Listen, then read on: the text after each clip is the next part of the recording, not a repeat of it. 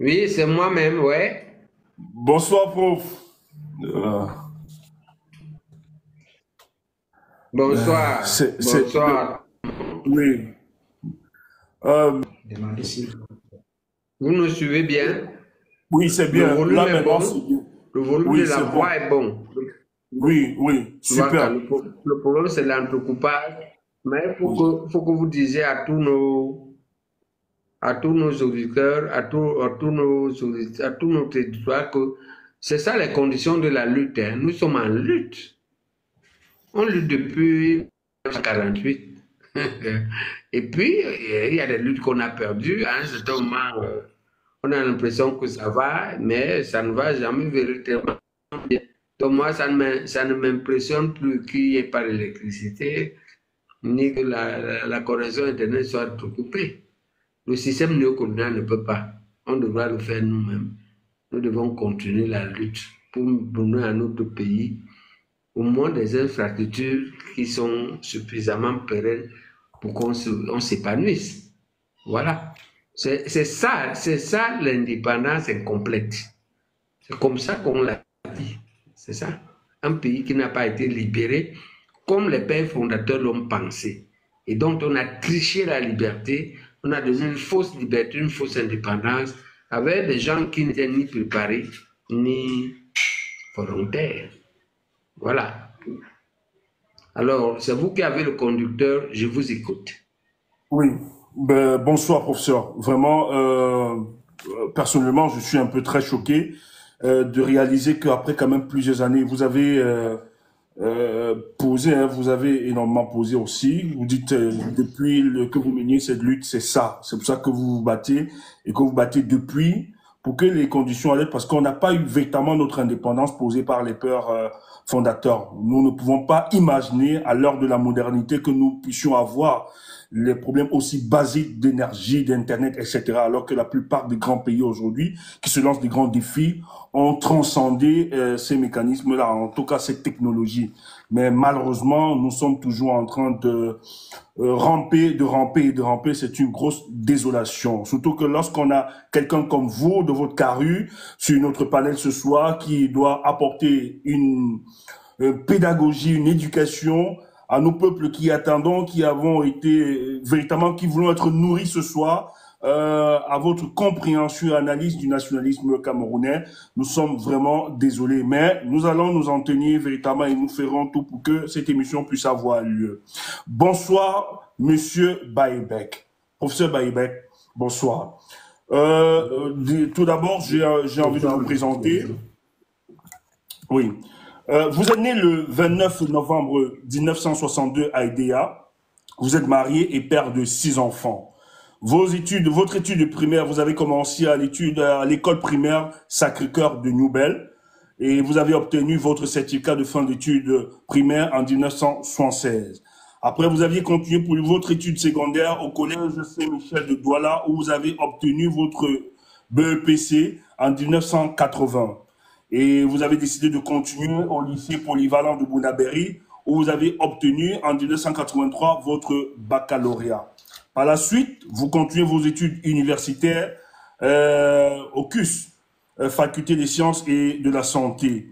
Et vous poursuivez votre formation en Suisse et en France pour vous spécialiser entre 1996 et 1999 en chirurgie orthopédique et traumatologie. Aujourd'hui, vous êtes professeur agrégé en chirurgie orthopédique et traumatologie.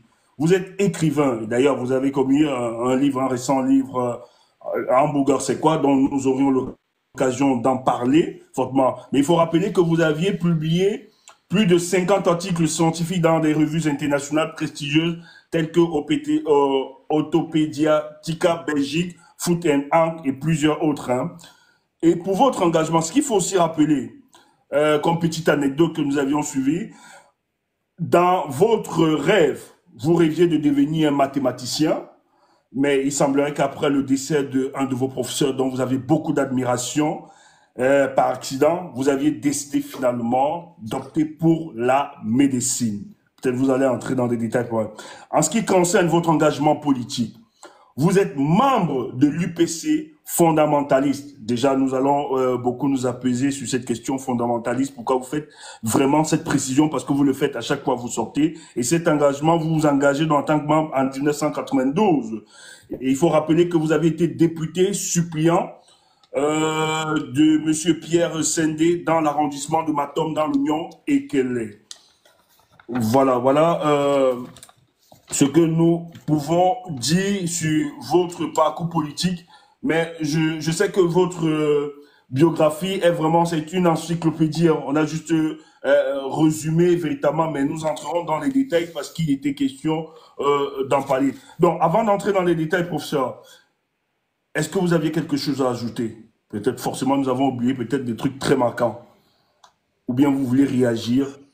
Ben, disais, quand vous dites que mon école primaire, c'est l'école sacrée, c'est exact, mais c'est incomplet. Parce qu'en fait, je n'ai fait qu'une seule année à l'école Sacré-Cœur de Nouvelle. Ok.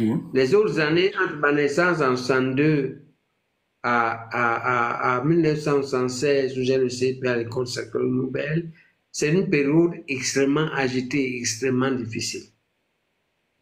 Et qui va marquer ma vie. Il faut que l'on comprenne. Vous savez, à l'école, lorsqu'on fait de la littérature, quand on fait lire les œuvres, le premier chapitre, c'était toujours, je ne sais pas si c'est la même chose, l'homme et l'œuvre. Parce qu'en réalité, ça montre, l'étude des grands auteurs montre que leur littérature, ce qu'ils écrivent ne pousse pas comme un champignon un jour par hasard. En réalité, leur vie impacte sur les orientations qu'ils prennent. Donc, quand je nais en 1962, à la maternité d'Ali Kamaïdeya, c'est là que moi je nais. Mon père est ouvrier, on appelle ça les ouvriers, les fabricants dans les cuves d'électrolyse d'Ali Kamaïdeya. Et nous habitons la cité Bilalang. Je nais à la maternité d'Ali, comme ça, qui est écrit dans mon acte de naissance, signé par le docteur Davin. Enfin, la mairie signe que c'est le docteur Davin qui m'a fait accoucher. Et moi, je nais donc, on va dire, je suis bien né. Par exemple, l'eau sort du mur, mais 3 ans après, cette vie est brisée. Elle est brisée pourquoi? Parce que mon père, en 1966, est licencié de l'ALUCAM. Il est licencié d'ALUCAM, hein? Oui, il fut licencié. Et il ne me dira jamais pourquoi. Ouais, on le licencie. Et il me dira plus tard que lorsque je lui demande pourquoi on t'avait licencié finalement. C'est vrai que je ne peux pas le demander en 66, j'avais 4 ans. Mais j'ai demandé plus tard, quand la souffrance a commencé, il m'a dit, oh, on avait trouvé qu'il était hypertendu. Je crois que ce n'était pas vrai. Le vrai, c'est qu'en 66, le Cameroun passe au parti unique. Et il fait l'erreur de ne pas s'inscrire. C'est ma grand-mère. Moi, sa grand-mère, c'est-à-dire sa mère, qui me dira la vérité plus tard. Elle me dit que le problème, c'est qu'il ne s'est pas inscrit. Mais c'est que lui m'avait oublié que son père, c'est-à-dire mon grand-père, fut arrêté par le colonel Lamberton, le fameux colonel Lamberton des EK, celui qui a tué Oum, et emprisonné, et il mourra presque en prison parce qu'il faisait le mbok pour la lutte nationaliste. Professeur. Voilà la version de sa femme, ma grand-mère. Oui, professeur. Le père avait oublié, son fils avait oublié qu'il était suivi. Ouais. Oui, non, pour mieux comprendre. À l'époque, pour le parti unique de l'époque, on obligeait les fonctionnaires à y adhérer automatiquement, c'était ça? Exactement. Parti unique voulait dire qu'on dissipe tous les autres partis et on entre tous dans l'UNC. Et le chef de file de l'UPC qui est vivant en ce moment, c'est Maï Matib qui devient le premier vice-président de l'UNC, le fameux parti unique néocolonial. Ok. Quand on accède à l'indépendance, le Cameroun a plusieurs partis en 1960. Donc il y a une forme de multipartisme qui existe avant le 1960. néocolonialisme oblige à... Oui, de 1960 à 1966, il y a plusieurs partis politiques. Ils sont plus ou moins fantoches, mais enfin ils existent. en 66, on décide que c'est fini le parti unique, tout le monde sera dans le même parti, ce sera la pensée unique.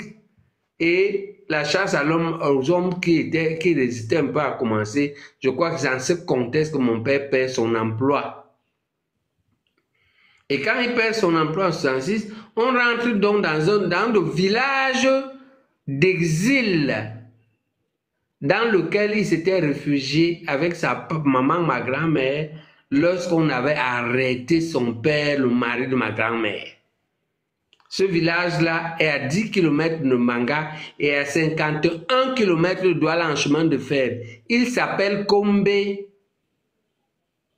Là, quand vous quittez Douala pour aller à Manga ou vice-versa, vous arrivez à un endroit qu'on appelle Pendamboko. C'est mon père qui a créé ce village. Cette terre est la terre des ballons. Mon père n'a rien à faire là-bas. Mais c'était le village de refuge quand on a arrêté son père. À l'époque, dans les années 50. Et c'est là-bas qu'on rentre en 66. Son père est déjà mort. Ma grand-mère s'est établie là-bas. On rejoint la grand-mère dans un village sans école, sans dispensaire. Et mon père devient mon premier instituteur, puisque quand jusqu'en 66, je crois qu'en 65, il me met à l'école maternelle d'Alu Kamaïdea. Il perd son emploi, je suis obligé de partir avec lui et ma mère et toute la famille. On va donc s'exiler à Kombe. On reste à Kombe et de fil en aiguille, après avoir pris les cours de mon propre père qui était un instituteur bénévole,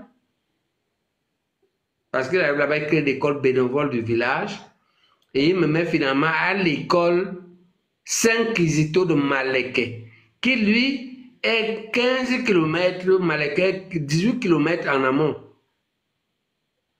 C'est-à-dire en allant dans le sens de Douala, dans cette école-là. Le village Maleke est par hasard, très mythiquement, là où le monseigneur Ntogmon avait oublié Wandje et son staff au moment de l'essai de leur exfiltration en 69. Quand ce village-là, Malek, est un village mythique, c'est là où je me familiarise à la rébellion. Parce que la rébellion qui est dans les brousses, là-bas, vend des produits de la brousse. La rébellion fait de la chasse, donc elle a des poissons fumés, elle fait du gibier fumé, elle fait la pêche, elle a du poisson fumé, elle fait de la vannerie, elle a des paniers à vendre, elle fait de la cueillette, il y a les fruits de bus à vendre. Et elle est en trafic, c'est en fait une sorte de contrebande avec les femmes, les bayamselam du village. Entre les rebelles qui ont les produits en brousse à vendre et les vendeuses qui sont les bayamselam, c'est les écoliers, nous, du village, qui faisons le trafic contre quelques sous et quelques avantages. C'est-à-dire que quand on va au ruisseau, au barigot, le soir pour puiser l'eau pour nos familles, on sait où on va aller déposer prendre la marchandise que les rebelles ont laissée, on sait où on doit déposer leur argent et leur vivre que les bayams nous ont donné au village. Elles nous donnent du sucre, du café, du sel. Et de l'argent, on dépose à un endroit et on va à un autre endroit, on prend la marchandise qui est la contrepartie. Et pour vous, le faites à l'âge de quel âge? On se dépose notre argent et les bayams nous donnent notre argent. Pardon? C'était à quel âge quand vous le faites à cette époque? Vous aviez quel âge? L'argent qu'on a. C'est 67-68. J'ai entre 5 et 7 ans. Wow. C'est à ce moment-là que cette période de la vie, j'ai entre 7 parce que mon père est plus ou moins au courant de ça. En tout cas, sa mère sait, ma grand-mère sait, parce qu'elle est un peu bayamselam aussi, où elle l'est fondamentalement. Mon père passe pour des problèmes, des raisons familiales et pour des raisons qu'il n'est pas d'accord que je m'inscrive dans ce trafic. C'est risquant. Mais s'il peut là, il m'amène donc dans ma deuxième école, qui est l'école catholique de Mva, dans le pays Eton, après à 20 km 15 km de Okola. Il y a une école là-bas, on appelle l'école catholique de Mva. C'est là que je fais l'asile en 69. La deuxième fois. Et pourquoi il m'amène là-bas? Parce que sa soeur cadette, ma tante, y est mariée. J'ai donc dans le pays et tout 11 ou 12 cousins germains. Là en bas, on appelle là-bas Toubassi. Et je fais l'école, cette école jusqu'au cours le matin 1. Mon père vient me chercher quand la rébellion se calme. Et la rébellion se calme quand? Elle se calme en 72. Après l'exécution de Wandi en 71. Oh. Voilà la suite des événements. Et donc maintenant de 72 à 76, mon père 75, mon père m'inscrit, vous allez lire dans mon livre, à l'école catholique, à l'école publique de Mouyouka. Mouyouka à 5 km de Manga. Sur le passage à niveau, le seul passage à niveau, je crois qu'il y a 2 passages à niveau entre Douala et Manga. Le premier est devenu un tunnel à Souza. Mais l'autre est resté. C'est un vrai passage à niveau sur terre. À Mouyouka, il y a une école de l'autre côté du passage à niveau. C'est mon école, l'école publique de Mouyouka. Là, je fais le cours élémentaire 2, le cours moyen 1. Le cours moyen 2, c'est écrit dans mon livre. Et cette année, en 75, je rate le CP. Toute la classe a raté le CP. Et c'est là que cette histoire est racontée dans le premier chapitre de mon livre. Et c'est là, de 75 à 76, que ma famille décide que je vais à l'école chez mon autre mère, la sœur Renée de ma mère, ma tante, maman Anna, à Douala, et son époux, papa Benoît, est instituteur à l'école Sacré-Cœur de Newbert, dont le frère aîné de ma mère est en plus le directeur. Okay. Ils me prennent en charge, et c'est là que je passe je redouble le CM2. Et puis, je passe le CP, le concours, j'accède au collège. Donc, cette période difficile est souvent occultée. Pourtant, elle marquera ma vie à jamais. Elle marquera mon engagement politique. Parce que moi, j'ai vécu dans la chair les difficultés les conséquences et les difficultés de la rébellion. Je l'ai fait, je ne crois pas que lorsque je fais le trafic en Malais, que je suis véritablement conscient des risques que je prends. Mais je sais, puisque ma grand-mère me dit que le régime est mauvais, c'est un régime, bon, un peu, elle a une rancune, parce que ce régime a tué son mari. Il faut d'accord. C'est pourquoi elle a cette rancune-là en tant que femme. Ma grand-mère n'avait jamais oublié. Et elle me rappelait, c'est moi qui étais son mari, elle m'appelait mon petit mari. Okay. Les gens là ont tué mon mari. Voilà, c'est une histoire amusante, c'est repris dans le livre.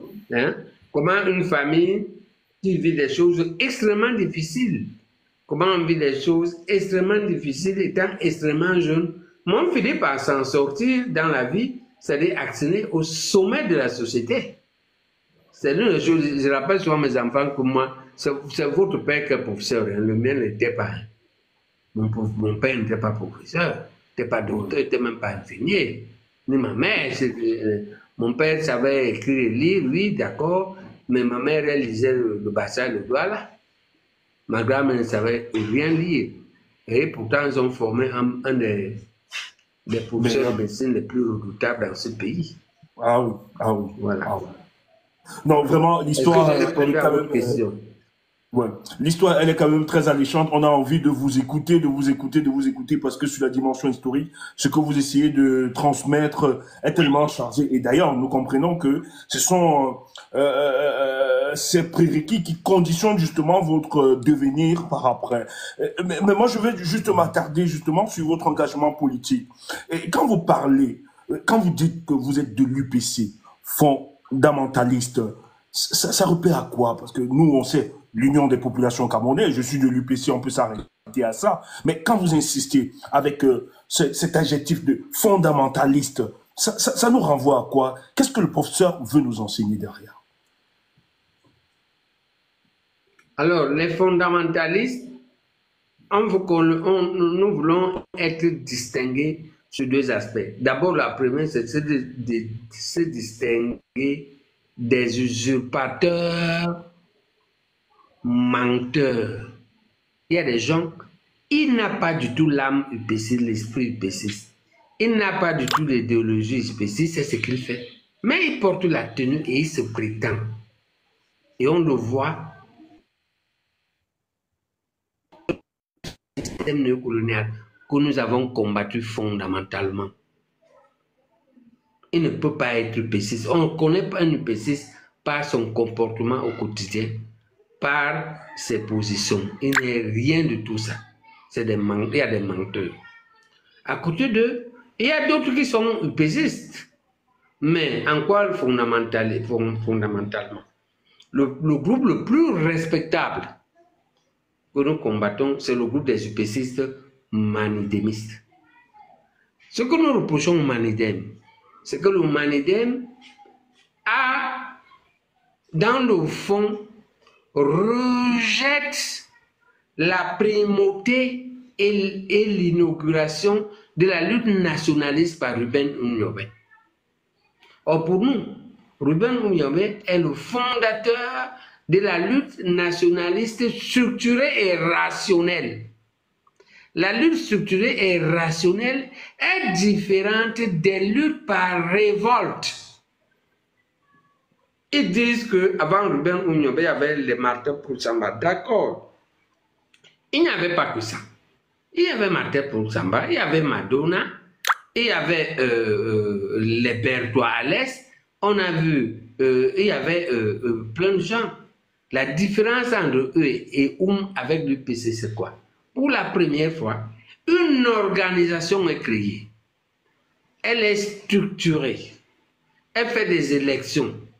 Elle lutte méthodiquement avec des enseignements. Elle lutte diplomatiquement. Est pour la lutte nationaliste et l'UPC ce que fut Karl Marx dans le communisme et le socialisme. Avant Karl Marx, il y avait le communisme, mais c'est pourquoi Karl Marx parle du socialisme scientifique, où les auteurs décrivent, on va dire, le nationalisme scientifique est de et pour ça il est le père, et ses associés, c'est Ernest Ouandié, c'est Félix Moumié, c'est Abel King. Et maintenant, on parle des pères fondateurs du Cameroun anglais. Mais on ne veut pas que les gens occultent la primauté de sa préséance. Et c'est pourquoi on dit que nous sommes les fondamentalistes oumniobistes. Nous voulons rentrer à sa doctrine. Maintenant, il y a notre petit groupe, les kodokistes, qui, eux, même la primauté de Martin Samba et tout ça, ce n'est pas leur affaire. Leur affaire, c'est que la lutte nationaliste est longue et dure, elle est même impossible. Il faut s'accrocher sur le parti néocolonial pour survivre. Ils ne veulent pas la lutte. Ils veulent les fruits de la lutte sans lutter. Les kodokistes. Voilà. Ce qui nous distingue donc fondamentalement, c'est que pour nous, c'est la primauté. C'est la primauté de c'est la primauté de l'idéologie de 1948. Sans tricherie et l'acceptation de la longueur de la lutte. La seule chose, et on vous dira, nous restons dans la logique de on est en train de plus de clarifier que nous voulons conduire une lutte non-violence. On vous dira plus tard pourquoi. Pourquoi? Parce que nous avons lutté, nous avons ouvert au moins 5 fronts qui ont tous échoué.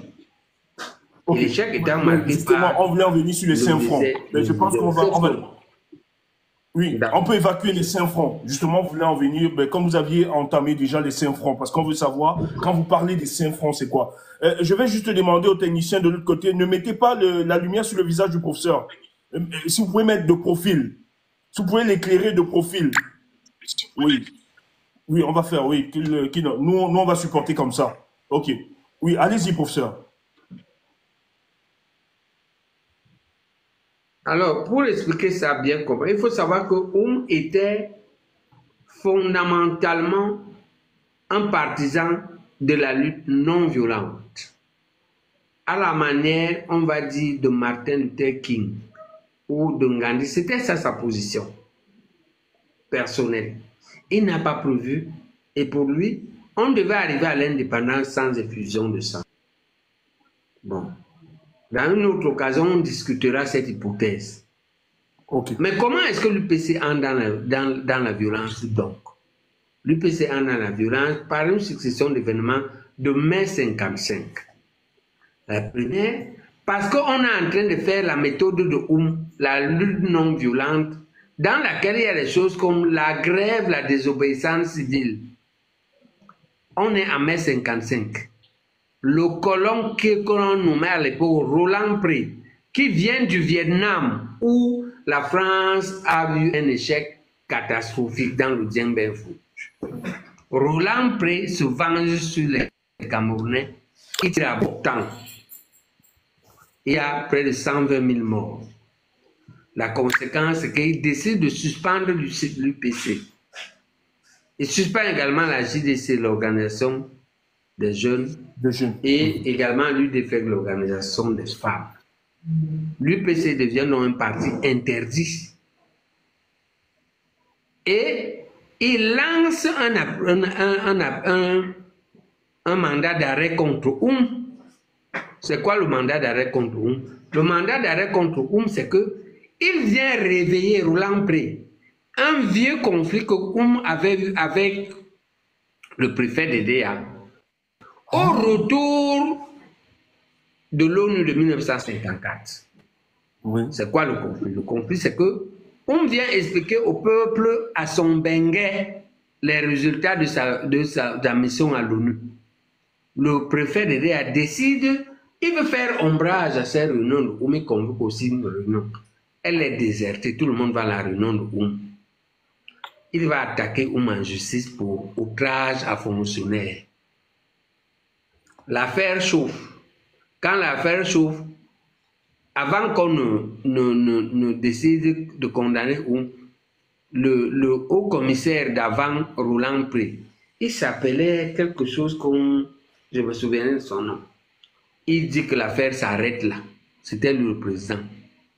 Roland Pré vient 2 ans après lui. Il révèle l'affaire et il condamne et il veut l'arrêter. Donc l'UPC interdit et contraint à la clandestinité. Voilà ce qui se passe. Comment l'UPC entre dans la rébellion.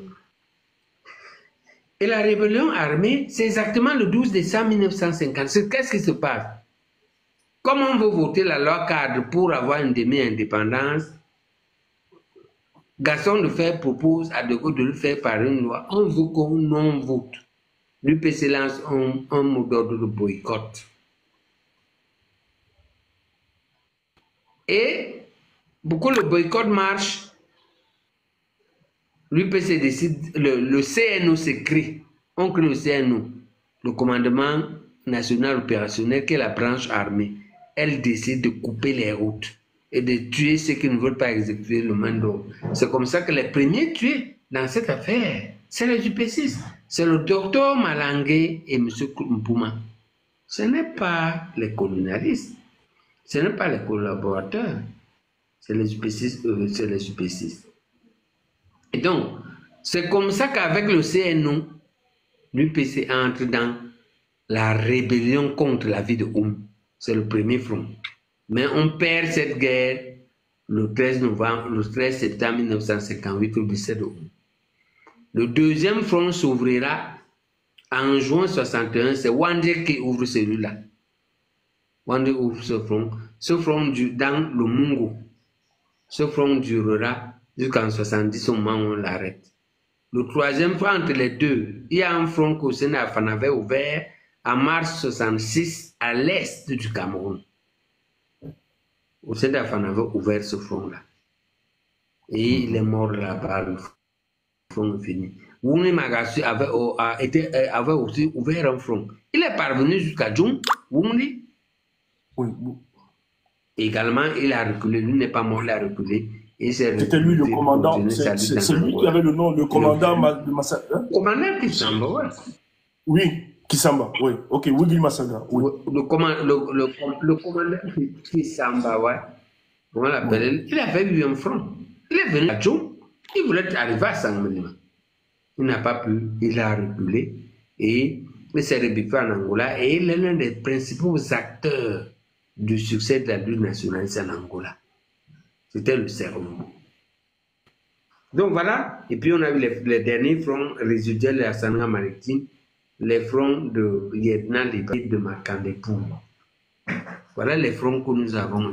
Sur tous ces fronts, vous regardez le bilan, c'est des milliers de morts, des milliers de blessés, c'est l'arrestation ou l'assassinat ou les deux dans chaque front. Des chefs, on a perdu le chef. C'est sur cette base-là qu'on dit pour deux raisons. La première raison, c'est celle-là, c'est que la lutte militaire ne nous a rien donné, ou pas grand-chose. Deuxièmement, moi je ne trouve pas de leader pour mener cette lutte, je n'ai plus l'âge, je ne peux plus mener une guerre. Et troisièmement, on a de nouveaux outils pour lutter et gagner. Ces outils sont nombreux. Vous m'avez vu gagner les procès contre le système par des néocolonialistes au Cameroun. Même ministre les a battus. Oui. C'est les luttes judiciaires. On peut mener la lutte médiatique. Vous savez à quel point c'est devenu redoutable. Et ce n'est pas redoutable parce que je suis fort. C'est redoutable parce que on peut dénoncer le pilier, l'outil essentiel du néocolonialisme qui en fait est une paramafia. Les paramafias comme les mafias ont pour outil essentiel de travail le secret. Et la dénonciation médiatique expose les secrets et dénonce. C'est donc un front important de lutte, c'est ça que nous allons faire. Nous sommes en train de faire la lutte médiatique. Donc, il y a la méthode médiatique ou la lutte médiatique, il y a la méthode judiciaire, la lutte judiciaire, il y a les méthodes administratives, on peut dénoncer sur les chefs, il y a les méthodes pédagogiques, ce que je fais là aussi, on peut enseigner à la jeunesse ce qui est vrai, parce que moi je dis ce qui est vrai, tout en étalant les mensonges du néocolonialisme. Au moins sur ces quatre fronts, il y a le front auquel je vous appelle, c'est le front électoral. Avec votre carte d'électeur, vous pouvez changer, on va dire progressivement les choses. Et puis il y a le front politique, l'éducation politique. Voilà 5 fronts. Voilà 5 méthodes qui avaient du mal à marcher il y a 50 ans, mais qui pourraient marcher aujourd'hui. Ok? Ok, professeur. Donc, j'ai répondu sur la question des 5 fronts de guerre de l'UPC. Et ce qui permet de justifier pourquoi nous disons que nous voulons rentrer à la lutte non-violence que Oum avait si bien prévu et commencé.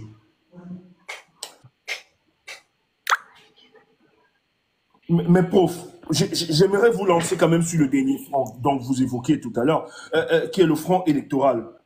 Mais certains Camerounais ont l'attitude de dire que face à une dictature, il serait impossible justement d'engager ce dernier front.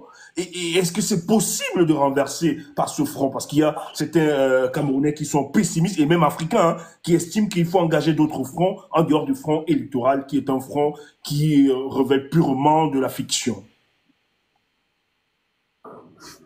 Le problème de la lutte nationaliste, elle doit être comprise comme une lutte de longue haleine. Parce qu'on a des exemples historiques.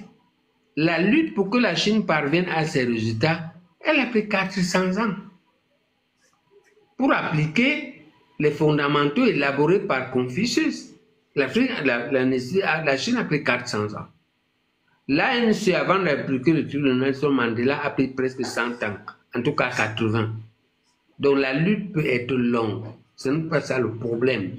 Le problème, c'est que quand une génération atteint un certain âge qu'elle ne peut plus, elle transfère le flambeau à la génération suivante. C'est ça que je voudrais faire par l'éducation. Enrichir votre culture de ce qui s'est passé dans votre génération pour que demain, quand je n'y serai plus, si nous parviendrons à la victoire finale avant, tant mieux. Mais si on ne parvient pas à la victoire finale, eh bien, vous continuez la lutte. Je le dis pour dire que la lutte est longue, mais ce n'est pas à cause de sa longueur qu'il faut se décourager. Et nous ne sommes pas le seul peuple qui va mener une longue lutte. Les longues luttes sont historiques. Première chose. Deuxième chose, les gens qui disent comme ça, c'est deux choses. Ils sont hyper pressés ou en culte Ils ne savent rien, leur tête est vide. Ils ne savent rien et disent des bêtises. Ils ne savent rien que ça veut dire. Ils ne savent même pas que la lutte est longue. Donc, Ça, c'est intéressant. ils n'ont pas lu les autres luttes. Moi, j'ai passé. Voilà. Première chose, première ignorance. Deuxième ignorance, ils ne savent pas que ils sont malhonnêtes pour transmettre le flambeau. On peut transmettre le flambeau. Ils n'ont pas de morale pour résister. Il faut savoir qu'on ne lutte pas pour nos intérêts personnels. Pour moi, c'est perdu. On lutte pour la justesse de la cause. Est-ce que c'est une cause juste? Oui, je lutte pour ça. Oui, elle peut ne pas aboutir pendant que je suis en vie. Mais ce qui est important, c'est de transmettre le flambeau. C'est ça qui est important. Non, c'est pour ça qu'ils disent ça. Et donc, parce que la lutte est longue, alors on demande ce que l'on veut, c'est vous former, c'est former la jeunesse pour vous transmettre le flambeau. Et ils parlent des choses parce que, comme ils sont gourmands, parce que même ceux qui ont à manger disent qu'ils veulent manger. Qu'est-ce qu'un médecin comme moi veut manger quoi? Qu'est-ce que je n'ai pas encore mangé au fond? Qu'est-ce que je n'ai pas vécu? Est-ce que ces gens-là pensent même qu'ils peuvent avoir joui de la vie comme moi? Vous savez ce que ça représente? Être dans un pays, soigner les gens pendant 40 ans. Vous savez ce que j'ai eu? Vous savez ce que j'aurai encore? Bon. Et donc, c'est la gourmandise, c'est-à-dire qu'on ne se fatigue pas. On a toujours envie de manger, envie de boire, envie de jouir. Et trop, et à l'excès, au point à gaspiller. En fait, ils ne sont pas préparés moralement, ils n'ont pas d'argument. Ils doivent vous décourager la jeunesse. Donc, moi, je vous appelle à vous inscrire dans la lutte de longue haleine. Peu importe vous parvenez à la victoire finale ou pas. Ce qui importe, c'est que la victoire finale ait lieu un jour. Parce que de toute façon, on n'a pas de choix. On ne peut pas accepter que notre pays soit gouverné de la manière où elle est gouvernée. Que toutes les sociétés tombent, on ne peut pas accepter. Que toute la jeunesse ait les yeux à l'extérieur. Veut traverser le Sahara à pied et la Méditerranée à la nage pour aller à l'esclavage, on ne peut pas accepter. Et c'est la malgouvernance qui fait ça. On doit combattre cette malgouvernance avec d'autres méthodes, avec des méthodes qui nous exposent le moins, avec des méthodes qui permettent en même temps de mener simultanément la lutte et la vie. On lutte en jouissant, en vivant, mais on vit raisonnablement. On vit raisonnablement, pas trop. Il ne faut pas boire le vin jusqu'à devenir un soulard, ou manger au point de devenir un obèse, ou aimer les femmes au point de devenir un maniaque. C'est ça le problème. Vous avez droit à la jouissance, et l'un de notre but aujourd'hui, c'est de vous aider, vous tous. Dans un pays qui est plein d'opportunités, veillez à ce que chacun gagne sa vie. C'est le but. Et on va lutter en gagnant la vie pour que la vie soit meilleure encore pour vous ou pour les générations futures. On doit minimiser les risques et augmenter votre potentiel pour mener la lutte non violente. Pas parce qu'on a peur de la violence. Non. Sur le plan individuel, moi, j'ai plus peur de mourir. C'est pas ça le problème. Le problème, c'est que ça nous perd du temps. Et que les outils... Il y a même quelque chose qui arrive, l'intelligence artificielle. Vous savez ce qu'elle peut faire? Moi, j'imagine les choses qu'elle peut faire. Elle peut faire des choses terribles. Et eux, ils sont incapables d'être à jour parce qu'ils sont en train de jouer, ils n'apprennent pas. Hein? J'ai dépassé beaucoup de gens à l'université, seulement parce qu'ils ne sont même pas accrochés à la révolution informatique. C'est pour ça que je les ai doublés. Et donc, moi, je continue à en appeler pour dire, on va mener la lutte plutôt non violente. Elle a des méthodes, il faudra qu'on l'apprenne. Et la première étape, ce que j'ai dit dans le hamburger, c'est quoi? C'est-à-dire la vidéo et non pas le livre. La vidéo vous explique à quel point notre pays a des opportunités et que tout le monde peut s'organiser pour gagner la vie. Et le livre vous explique les prérequis qui permettent de pouvoir gagner sa vie. Merci. Merci, professeur, pour cette première partie.